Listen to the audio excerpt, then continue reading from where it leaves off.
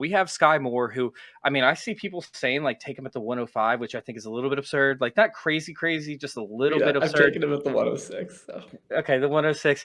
But I mean, like a guy like Gabriel Davis, who has a ton of potential, has a great passer as well. That's interesting. Maybe a Juju Smith-Schuster for a win now team. Which one would you rather have? Type thing. Like, how high should Skyy Moore go? Well, above both those soar? two. How much should he soar? I mean, I don't even. This is the frustrating part to me is that I feel gaslit by everyone because I had Skyy Moore as my wide receiver 4, like way before it was cool. And then he went to the Chiefs, and it's really frustrating. I actually traded for so many picks between 111 and 112 before the draft exclusively to take Skyy Moore. And then I watched him go to the Chiefs, and I was like, oh, those picks are Jahan Dotson now. That's unfortunate. And then I imagine what it felt like for Chase to realize that he had Jahan Watson on more of his teams. Actually, Jahan Watson is correct because it's either Christian Watson or Jahan Dotson.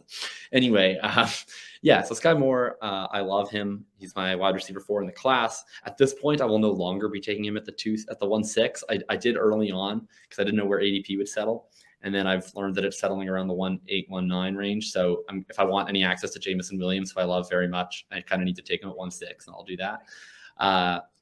I just think he has way higher upside than those guys. Like, we have reason to believe that he's good because he was a fantastic prospect, and everything we talked about in rookie draft season.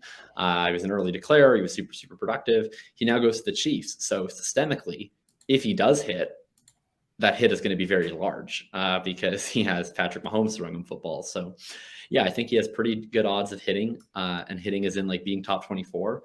And if he's the kind of guy that would hit in any situation, he's now the kind of guy that can be a top 10, top 5 type of hit, even on wide receiver 15 to 20 type usage, because Mahomes is going to feed him efficiency. He's going to feed him touchdowns. So, Shane, would you go Skyy Moore or Amon-Ra St. Brown? Oh, Skyy Moore. Would you go Skyy Moore or Elijah Mitchell? I know it's a running, but should I bring up wide receiver instead? It's going to be Skyy Moore. No, that's fine. Look, positional. I mean, honestly, wide receiver for wide receiver, when you go down the list, they're all tiers. So, like, at one point or another, we're just going to hit a wall where I'm like, screw this guy. But I like when it's across positions because there's a little more thought involved. Yeah, I like Skyy over both those, by the way, even as an Amon-Ra truther. What about DeVonta Smith? I would rather have DeVonta Smith. Shane? I actually traded, by the way, DeVonta Smith for Garrett Wilson directly. I traded for the 104, and then I selected Garrett Wilson. But I think I'd go with DeVonta still. I'm the guy that's like, hey, you got to fade the situation. Although it's kind of hard when AJ Brown's the same age as him, and he is a situation, and he's locked in there for 4 years, and he's a target hog. And DeVonta Smith's pretty much, the hope is that the Eagles eventually find their burrow.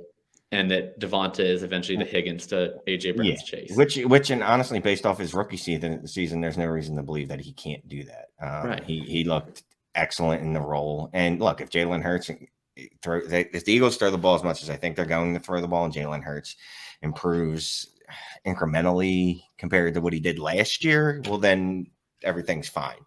If he's still, a guy that can't throw anticipatory what are those things? Passes? Yeah, those. If he's still a guy that needs his wide receiver to just basically stop, then yeah, it's going to be a problem. But yeah, I love DeVonta Smith. He had a really good rookie year, like a really underrated rookie year. I saw Jamie was in the chat saying like it's crazy that he was drafted before Waddle. I don't think it was crazy. He had this will blow people's mind, but his Whopper, which is his weighted opportunity rating, was higher than Waddle's last year. That's a combination metric of your air yards and your target share. He also had a higher expected fantasy points per target, expected fantasy points per route versus Jalen Waddle. And so basically what that means is like he was producing just as strong peripherals as Jalen Waddle on anything that was per route basis. The issue is that Miami threw it like 110 more times than Philly threw it. And so it was impossible to be able to match that production. But everything that DeVonta Smith could control, he was phenomenal last year. Like a really phenomenal rookie season. The type of rookie season that tells me he's going to be an NFL star. The situation now is like really crappy potentially. But again, like Shane and I talked about this, I think the last show or the other show where like, I think there's reason to think that the Eagles philosophically want to throw the ball. They just need a quarterback who will allow them to throw the ball. And if they get that, I think that, yeah, like, can Smith be a top 5 wide receiver? Probably not next to AJ Brown. But like T. Higgins was the wide receiver 12 last year in his second year next to Chase. Like I think the possibilities Higgins can go even beyond that. I definitely think if Hurts is just decent, I think Smith can be a mid wide receiver 2 this year. And I think if Hurts ever elevates to like a Burrow level, or if Hurts ever gets replaced with someone who's really good, then yeah.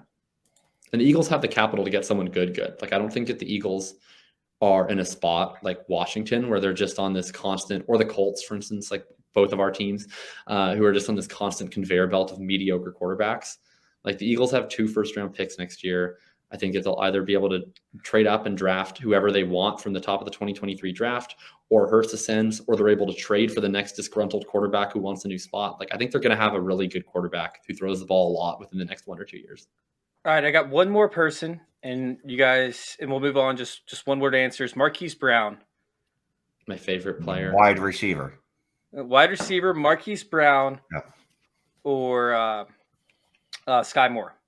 Marquise Brown. Marquise.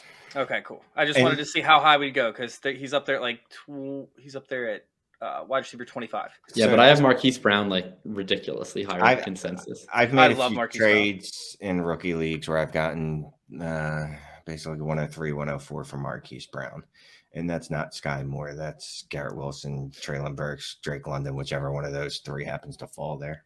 Okay, so John's saying I drafted Smith over Waddle too. He's very upset. I don't think you should be upset about that, John, because I think that they're not in that different of a situation. I think that they were equally impressive in their rookie seasons, except that one player's team passed the ball a lot more than the other's team. Yeah, I don't think that that's going to happen again this year. Like the 49 or the Dolphins went out and hired someone from the 49er system. I think that they will pass it much less this year.